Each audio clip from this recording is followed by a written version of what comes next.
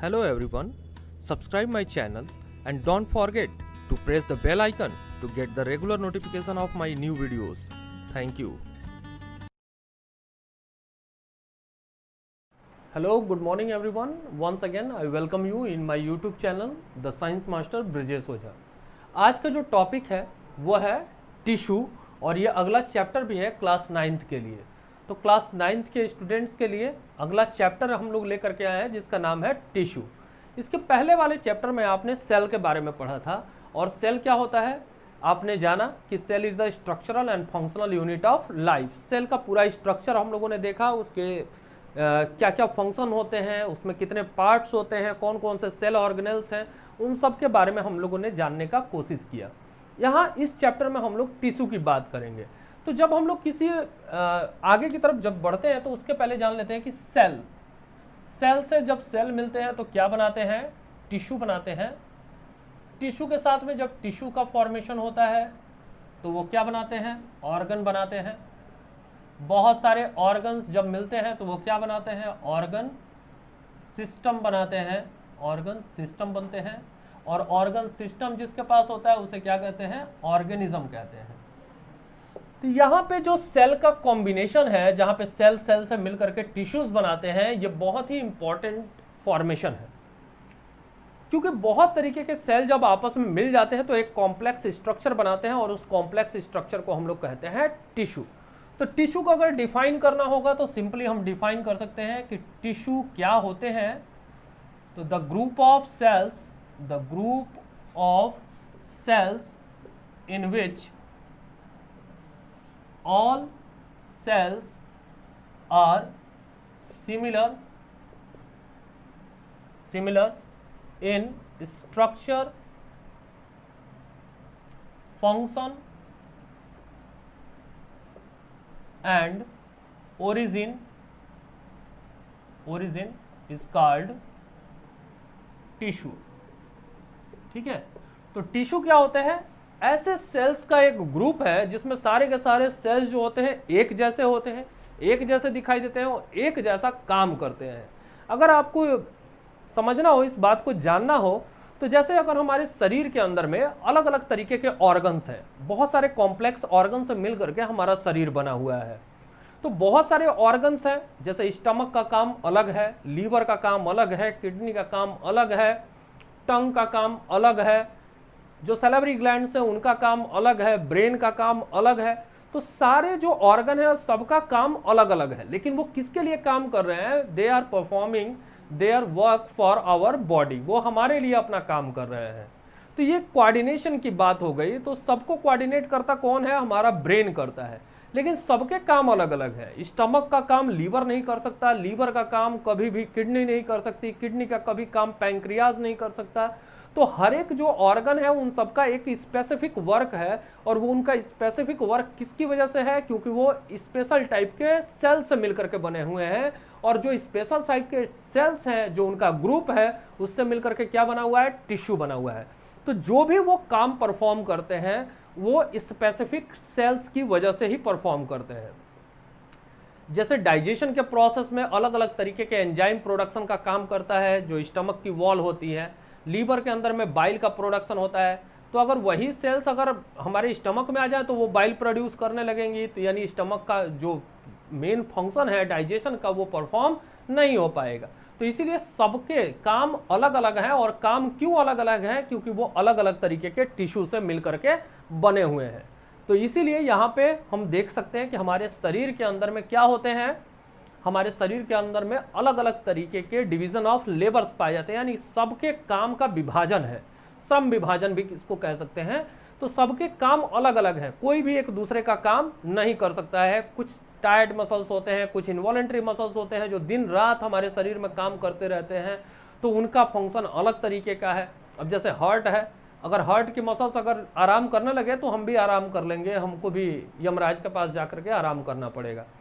तो कुछ मसल्स जो हैं वो दिन रात काम करती है, कुछ मसल जो है वो टायर्ड अप हो जाती हैं। जैसे अगर हम लोग बहुत खेल ले कूद ले तो हमारे हाथ पैर क्या होते हैं, थक जाते हैं और ये टायर्ड मसल्स हो जाती हैं। जबकि वही दूसरी तरफ देखते हैं कि जो हार्ट की मसल्स हैं वो दिन रात काम कर रही हैं। तो शरीर में कुछ ऐसे हिस्से हैं जो दिन रात काम कर रहे हैं और कुछ जो है जल्दी थक जाते हैं, यानी उनकी बनावट उनसे क्या है, अलग है। शरीर तो हमारा ही है लेकिन उनकी बनावट क्या है, अलग अलग तरीके की है। तो टिश्यू यहाँ पे अलग अलग तरीके के काम को परफॉर्म करते हैं। अब टिश्यू के बारे में बात करें तो टिश्यू हमारे दो तरीके के हैं। कौन कौन से भाई? एक है हमारे प्लांट टिश्यू और एक है हमारे एनिमल टिश्यू। एनिमल टिश्यू, तो चलिए थोड़ा सा यहाँ पे डिफरेंशिएशन कर दें कि ज्यादातर जो प्लांट होते हैं वो कैसे होते हैं, they are non motile. Plant कैसे होते हैं, नॉन मोटाइल होते हैं। जबकि एनिमल कैसे होते हैं, दे आर मोटाइल। मोटाइल का मतलब है यहाँ पे मोटेलिटी यानी मूवमेंट से। तो प्लांट फिक्स होते हैं एक ही जगह पे, वो ज्यादा घूमते नहीं है। कुछ लोअर प्लांट्स को छोड़ दिया जाए तो वॉलबॉक्स है, क्लेमाइडोमोनास है, उनके कुछ स्ट्रक्चर जो है वो मूवमेंट करते रहते हैं। जबकि एनिमल जो होते हैं वो ज्यादातर मोटेलिटी होती है। कुछ एनिमल जो है फिक्स होते हैं, जैसे स्पंजेस जो है एक जगह पे फिक्स होते हैं। लेकिन ज्यादातर एनिमल के अंदर में क्या देखने को मिलती है, हमें मोटेलिटी मिलती है, यानी वो उनके अंदर में मूवमेंट करते रहते हैं। तो प्लांट अगर मूवमेंट नहीं करते हैं तो इनको एनर्जी की जरूरत कैसी होती है, लो एनर्जी रिक्वायरमेंट होती है, इनकी एनर्जी की जरूरत कम होती है। और ये मूवमेंट करते हैं तो इनके लिए ज्यादा एनर्जी की जरूरत होती है, they require the high energy. Okay, next one is that कि इनका जो एनर्जी कंजप्शन है वो बहुत कम हो गया और इनका एनर्जी कंजप्शन क्या हो गया, बहुत ही ज्यादा हो गया। तो बहुत ज्यादा एनर्जी कंजप्शन हो गया इनका, और उनका एनर्जी कंजप्शन क्या हो गया, कम हो गया। तो इस वजह से इनके जो ज्यादातर जो सेल्स होते हैं वो कैसे होते हैं, डेड सेल्स होते हैं, डेड सेल्स होते हैं। और इनके जो ज्यादातर सेल होते हैं एनिमल के अंदर में वो कैसे होते हैं, लिविंग सेल्स होते हैं, लिविंग सेल्स होते हैं। ठीक है, अब यहाँ पे डेड सेल क्यों होते हैं, इनके लिविंग सेल क्यों होते हैं भाई? ऐसा इसलिए क्योंकि प्लांट जो है अभी हम लोगों ने देखा क्यों नॉन मोटाइल होते हैं, फिक्स होते हैं एक जगह पे। तो plant are avoiding most of the stimulus by remaining at a same place. एक ही जगह पे खड़े खड़े प्लांट जो है बहुत सारे स्टिमुलस को अवॉइड करता है। तो उस अवॉइड करने के लिए प्लांट को क्या करना पड़ता है, उसके जो स्ट्रक्चर होते हैं, जो आउटर मोस्ट स्ट्रक्चर होते हैं वो इस तरीके से हार्ड और डेड होते हैं कि वो स्टिमुलस को आसानी से अवॉइड कर सके। जैसे लाइट है, हीट है, वाटर है, इन सब तरीके के स्टिमुलस को इजिली वो अवॉइड कर सकते हैं। लेकिन एनिमल एक ही जगह पे खड़े खड़े उन सारी चीज़ों को अवॉइड नहीं कर सकते। जैसे आप ही सोचिए कि अगर कोई कुल्हाड़ी लेकर के आपको काटने के लिए दौड़े तो आप क्या इंतजार करेंगे कि आओ भैया काट लो, देखो मेरे को काट के मेरे पे असर हो रहा है कि नहीं हो रहा है? आप वहां से क्या करेंगे, भाग जाएंगे। और जब आप भागेंगे तो आप मूवमेंट कर रहे हैं, आपको हाई एनर्जी की जरूरत है। और ये क्यों ऐसा हो पा रहा है, क्योंकि आपके ज्यादातर सेल जो है वो लिविंग है। लेकिन प्लांट क्या होता है, कोई भी कुल्हाड़ी लेके आता है, काटता है, तो जो आउटर मोस्ट पार्ट है वो अवॉइड करते हैं कुछ समय तक कि पूरी तरीके से प्लांट कटे ना, लेकिन जैसे जैसे कटना होगा तो प्लांट तो कट ही जाएगा, तो वो भाग नहीं सकते हैं। तो इनके ज़्यादातर जो सेल्स होते हैं वो कैसे होते हैं, सपोर्टिव होते हैं, सपोर्टिव रोल प्ले करते हैं। और इनका सपोर्ट के साथ साथ में कंडक्शन वगैरह के जो प्रोसेस है कंडक्टिव भी होते हैं। ठीक है, सपोर्टिव होने के साथ साथ में कंडक्टिव भी होते हैं। और बहुत सारे लिविंग जो परफॉर्मेंसेस हैं, जो लाइफ प्रोसेसेस हैं, उनको ये परफॉर्म करते रहते हैं। इनकी जो ग्रोथ होती है वो कैसी होती है, लिमिटेड ग्रोथ होती है। इनकी ग्रोथ कैसी होती है, लिमिटेड होती है। और नॉन यूनिफॉर्म ग्रोथ होती है, इनकी नॉन यूनिफॉर्म ग्रोथ होती है। तो नॉन यूनिफॉर्म लिमिटेड ग्रोथ है इनकी, ठीक है ना, लिमिटेड ग्रोथ है और नॉन यूनिफॉर्म इनकी ग्रोथ होती है। ठीक है, यानी कुछ भाग इनके बहुत ज़्यादा बढ़ जाएंगे, कुछ भाग जो है वो सीमित रहेंगे, यानी इनका साइज जो है वो फिक्स रहता है। अब यहाँ पे क्या होता है कि यहाँ पे यूनिफॉर्म ग्रोथ होती है, यानी अगर कुछ हिस्से अगर बढ़ रहे हैं, जैसे हमारा शरीर बढ़ता है तो उसी लिहाज से हमारे हाथ की लंबाई भी बढ़ती है, पैर की लंबाई भी बढ़ती है, हमारे सर की ऊंचाई भी बढ़ती है, जो डायमीटर है शरीर का उस तरीके से बढ़ता है। तो यूनिफॉर्म ग्रोथ होती है कहीं ना कहीं एनिमल के अंदर में देखा जाए तो, और प्लांट के अंदर में लिमिटेड और नॉन यूनिफॉर्म टाइप की ग्रोथ देखने को मिलती है। तो यहाँ पे कुछ डिमार्केशंस हैं, कुछ डिस्टिंग्विश फीचर्स हैं जिनके ऊपर में हम प्लांट और एनिमल को क्या कर सकते हैं, डिफ्रेंशिएट कर सकते हैं, यानी प्लांट टिश्यू और एनिमल टिश्यू किस तरीके से होते हैं। इसी के ऊपर में हम लोग आगे चले तो टिश्यूज के बारे में बात करें तो प्लांट टिश्यू में हम लोग थोड़ी सी बात कर लेते हैं, फिर एनिमल टिश्यू के बारे में अलग से बात करेंगे कि एनिमल टिश्यू क्या होते हैं। तो प्लांट टिश्यू दो तरीके के होते हैं अगर नेचर की बात करें तो, एक होते हैं डिवाइडिंग और एक होते हैं नॉन डिवाइडिंग टिश्यूज। ठीक है, तो एक होते हैं डिवाइडिंग और एक होते हैं non dividing tissues. Non dividing tissues, तो जो डिवाइडिंग टिश्यू होते हैं इनको हम लोग कहते हैं मेरिस्टेमेटिक टिश्यू। क्या कहते हैं? इनको कहते हैं मेरिस्टेमेटिक टिश्यू। और जो नॉन डिवाइडिंग टिश्यू है इनको हम लोग कहते हैं परमानेंट टिश्यू। Permanent tissue.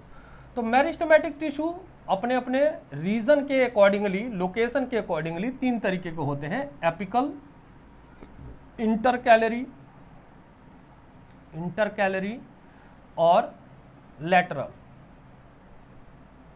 जबकि परमानेंट ये नॉन डिवाइडिंग है, यानी फिक्स है, नाम से ही जानते हैं कि परमानेंट है, एकदम फिक्स है, वो नहीं डिवाइड होने वाले हैं। तो ये भी दो तरीके से होते हैं। एक होता है simple permanent tissue, simple permanent tissue, और एक जो होते हैं दूसरे वाले उनको हम लोग कहते हैं कॉम्प्लेक्स या compound, complex permanent tissue, complex permanent tissue. तो सिंपल परमानेंट एंड कॉम्प्लेक्स। तो सिंपल परमानेंट में तीन हिस्से होते हैं हमारे, एक को कहते हैं पैरेन्काइमा,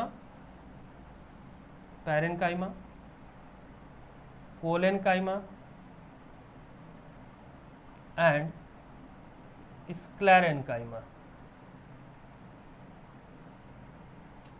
और कॉम्प्लेक्स में हमारे दो तरीके के होते हैं, एक होते हैं हमारे जाइलम और दूसरा होता है फ्लोएम। फ्लोएम। तो इनको सिंपल परमानेंट क्यों कहते हैं? क्योंकि एक जैसे सेल से ही मिलकर के बने होते हैं, तो इसीलिए सिंपल कहते हैं। इनको कॉम्प्लेक्स क्यों कहते हैं? Because they are composed of the large number of cells और टू और मोर टाइप ऑफ सेल्स। तो जाइलम एंड फ्लोएम, जाइलम के अंदर भी 4 तरीके के सेल्स पाए जाते हैं और फ्लोएम के अंदर भी 4 तरीके के सेल्स पाए जाते हैं। तो इसीलिए अलग अलग तरीके के सेल्स होने की वजह से इनको कॉम्प्लेक्स टिश्यू कहते हैं, और एक ही तरीके के सेल्स होने की वजह से इनको सिंपल टिश्यू कहते हैं। तो आज हम लोग जो बात करेंगे अपने इस वीडियो में वो केवल मेरिस्टेमेटिक टिश्यू के बारे में बात करेंगे, और जब अगला वीडियो हमारा आएगा तो उसमें हम लोग इस परमानेंट टिश्यू के बारे में बात करेंगे, जिसमें हम लोग पैरेन्काइमा, कोलेनकाइमा, जाइलम, फ्लोएम सब के बारे में बात करेंगे अलग से उसमें। तो आज केवल हम लोग बात करते हैं केवल मेरिस्टेमेटिक टिश्यू के बारे में। तो चलिए स्टार्ट करते हैं मेरिस्टेमेटिक टिश्यू के बारे में। तो जैसा आपने जाना कि मेरिस्टेमेटिक टिश्यू, मैंने आपको बताया भी कि मेरिस्टेमेटिक टिश्यू क्या होते हैं। तो मेरिस्टेमेटिक टिश्यू लगातार कंटिन्यूअस जो है वो डिवीजन शो करते हैं, ग्रोथ शो करते हैं, इसीलिए इनको मेरिस्टेमेटिक टिश्यू के नाम से भी जाना जाता है। तो सबसे पहले यहाँ पे हम लोग बात करेंगे आज मेरिस्टेमेटिक टिश्यू के बारे में। मेरिस्टेमेटिक टिश्यू, जो मेरिस्टेमेटिक टिश्यू है ये ग्रीक वर्ड से मिलकर के बना है, मेरिस्टस। मेरिस्टस का मतलब होता है डिवाइड, ठीक है, इसका मतलब होता है डिवाइड, विभाजित होने वाले।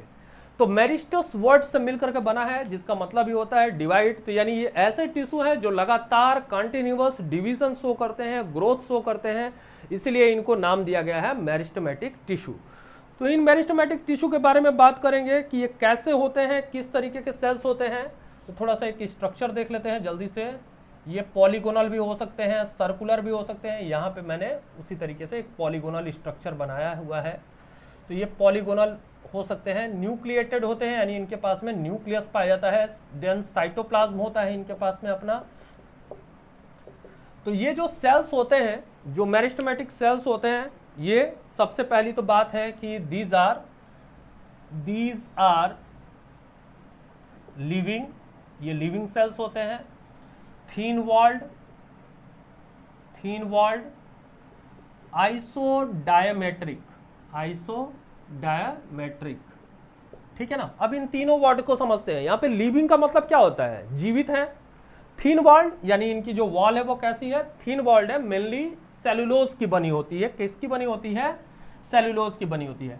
आइसोडायमेट्रिक, डायमीटर से मतलब है यानी हर एक सेल की जो चौड़ाई, ऊंचाई, लंबाई, मोटाई जो भी होगी वो कैसी होगी, एक बराबर होगी। तो सारे के सारे सेल्स देखने में कैसे लगेंगे, हमें एक जैसे ही लगेंगे। तो लिविंग है, थिन वॉल्ड है, आइसोडायमेट्रिक है यानी सेम शेप साइज की है, ठीक है, विथ नो इंटरसेलुलर स्पेसेस, इनके में कोई इंटरसेलुलर स्पेस नहीं पाई जाती है, एंड कंटेन्स डेंस साइटोप्लाज्म। इनके पास जो साइटोप्लाज्म होता है वो कैसा होता है, काफी डेंस या थिक साइटोप्लाज्म इनके अंदर में पाया जाता है। तो लिविंग है, कोई इंटरसेलुलर स्पेसेस नहीं पाई जाती हैं, और इनके अंदर में जो साइटोप्लाज्म होता है वो काफी डेंस होता है। These cells are capable of growth. These are capable of division, so help in growth, ठीक है ना। ये कैपेबल होती हैं डिवीजन के लिए, लगातार इनमें डिवीजन होता है, जिसकी वजह से ये प्लांट पार्ट में क्या करती हैं, ग्रोथ लेकर के आती हैं। चलिए, मेनली ये कहां पे पाए जाते हैं, mainly these are present in growing tip like the apex of stem and root of plant की ग्रोइंग टिप दो ही है, स्टेम है और रूट है। तो ये स्टेम और रूट के टिप के ऊपर में पाई जाती है। अगर यहाँ पे अगर हम लोग देखें तो ये एक स्ट्रक्चर है, इससे हम लोग डिमार्क करने की कोशिश करेंगे कि किस किस पार्ट में जो है मेरिस्टेमेटिक टिश्यू पाए जाते हैं। ये टिप है, ये ऊपर वाला हिस्सा है, तो यहाँ पे जो मिलता है उसे हम लोग कहते हैं एपिकल मेरिस्टेम। ये बीच वाला हिस्सा है, यहाँ पे जो मिलता है इसे कहते हैं इंटरकैलरी मेरिस्टेम। ये ज़्यादातर नोड्स और इंटरनोड्स के बीच में पाए जाते हैं, और ये किनारे की तरफ साइड बाय साइड जो मेरिस्टेमेटिक टिश्यू मिलते हैं इनको कहते हैं लेटरल मेरिस्टेम। ठीक है, तो एपिकल मेरिस्टेम, इंटरकैलरी और लेटरल मेरिस्टेम, तो इन तीन भागों में इनको डिवाइड किया गया। तो सबसे पहले है हमारा एपिकल। तो एपिकल नाम ही शो करता है कि कहां प्रेजेंट होते हैं, present at the tip of stem and root और स्टेम के टिप पे पाए जाते हैं। Divided continuous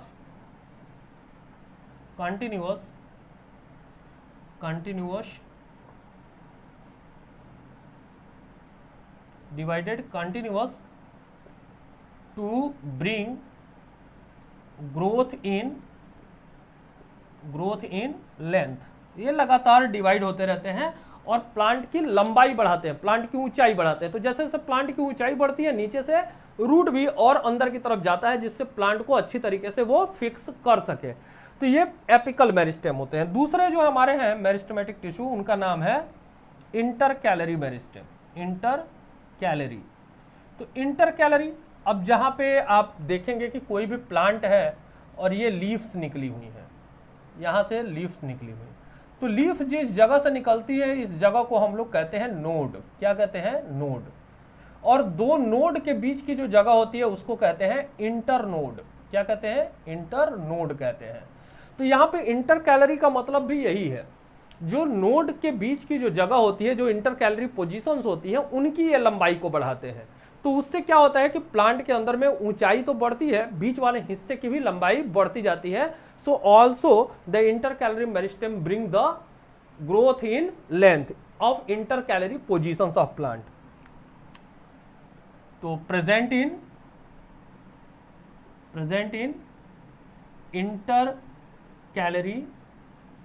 intercalary position, present in intercalary position between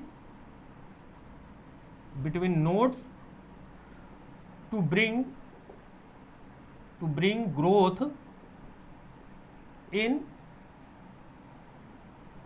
growth in length. ठीक है ना, इससे क्या होता है, प्लांट के जो इंटर कैलरी पोजिशंस है उनकी ग्रोथ जो है वो लेकर के आते हैं। तीसरा जो है हमारा वो है लेटरल मेरिस्टेम। ये क्या है, लेटरल मेरिस्टेम। तो लेटरल मेरिस्टेम आप जैसे देख रहे हो डायग्राम में, ये कहाँ है, साइड बाय साइड है। तो साइड बाय साइड ये दोनों तो एपिकल और इंटर कैलरी जो थे वो लंबाई बढ़ाने के काम में आ रहे थे, लेकिन ये जो लेटरल मेरिस्टेम है it's grow like that, in that manner. Side by side ये ग्रो करते हैं, डिवीजन करते हैं। तो ये जब साइड बाय साइड बढ़ेंगे तो इससे क्या होगी, प्लांट की मोटाई बढ़ेगी, तो लंबाई भी बढ़ी और मोटाई भी बढ़ी। इस तरीके से एक सिमिलर, एक यूनिफॉर्म ग्रोथ ले आने की कोशिश होती है यहाँ पे। Present in side by side